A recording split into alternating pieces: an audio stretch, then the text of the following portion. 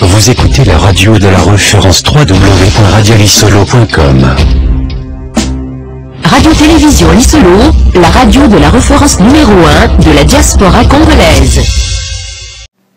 Mbote na bandeko nyonso bomesana kolanda biso bozalaka branché sur la 3W Radio-Télévision Lisolo, radio nabino oyepesaka aba sango. Napesi mbote na bana ya Congo nyonso oyo bolandaka biso, napesi mbote na mokili mobimba oyo bolandaka ba information na biso.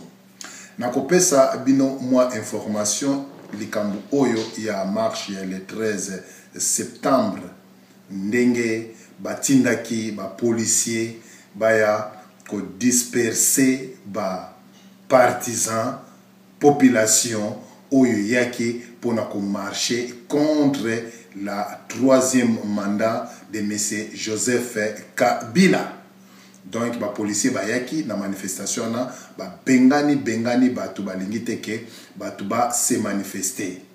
Alors manifestation ezalaki ndenge nini oyo batu balinga ko se manifester.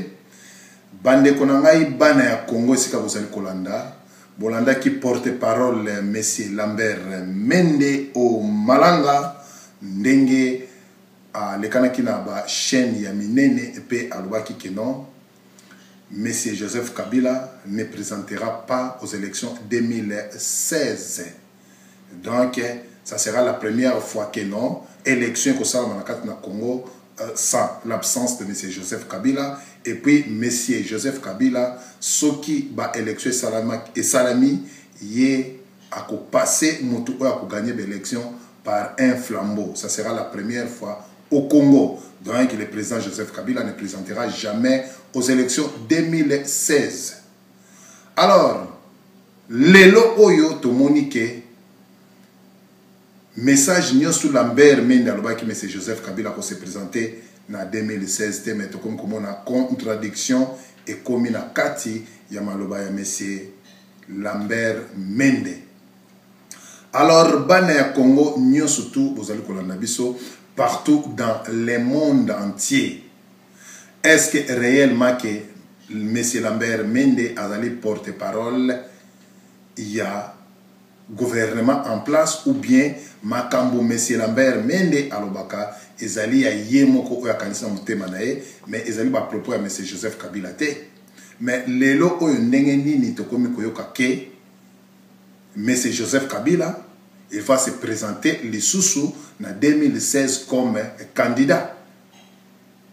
Mais tandis que bango moko bazali ko sala lisusu balobi ke basala gouvernement ya coalition, cela veut dire ba passer na transition bacha gouvernement et puis ba meka ko annuler élection au kanaki 2011 comme il y avait des fraudes, ba mema Joseph Kabila, ba mema peuple congolais na référendum. Yango oyo ezali ko salama. Na kobosa na te pona koyebisa bana Congo oyo bozali kolanda biso. Likambi ya Congo esengi ba Congolais bazala uni parce que kokende na ordre dispersé, c'est là qui donne le M. Joseph Kabila pouvoir ya ko maintenir toujours na poste. Alors natango bino bande konanga ba Congolais ba opposant politique bozali ko vivre na ordre dispersé, cela veut dire que au lieu bopona opposant moko oyo azali crédible bozala na simanae et pour combattre M. Joseph Kabila, mais tandis que les opposants politiques bango nyonso bazali na tendance confondue. Mutu na mutu azali na nzungu na ye, mutu na mutu azali na sani na ye. Donc si c'est possible que M. Joseph Kabila puisse se présenter en 2016, cela veut dire un chaos automatiquement à partir de la opposition. Cela veut dire na opposition, mutuna nzungu na ye, tandis que la majorité bazali ini. Alors Radio Lisolo DSV ala kosenga na bana Congo nyo surtout bozala ini po mboka na biso ekende liboso. Totali awa na kati na diaspora congolaise précisément na kati na diaspora bat bazali vraiment yako kabwana ba groupe na ba groupe yango ezali kolakisa ke non peuple congolais azali unité na sengi na bino bana congolais nyos ba congolais pe ba congolaise nyos surtout soki bolingi bo gagner to bolonga esengeli bozala bomoko ndenge bato ya PPRD bazali bomoko. Soki bino na opposition bozali akopanzana, cela veut dire oya komisi oya détruire oyo, cela veut dire bozo pesa chance kaka na monsieur Joseph Kabila à maintenir toujours na pouvoir. Voilà bandeko oyo esengela kike naib sabino mokolo malelo mpamba te na Congo ya lelo. Politique ezali ya bitumba te, politique ezali ya mabanga te, politique ezali ya kofingana te. Yango nazali ko interpeller opposition nyonso tout, majorité, tout le monde boya na kati na radio lisolo ko sala ba débat politique. Pas question ya kofinga, pas question ya mabanga, débat politique.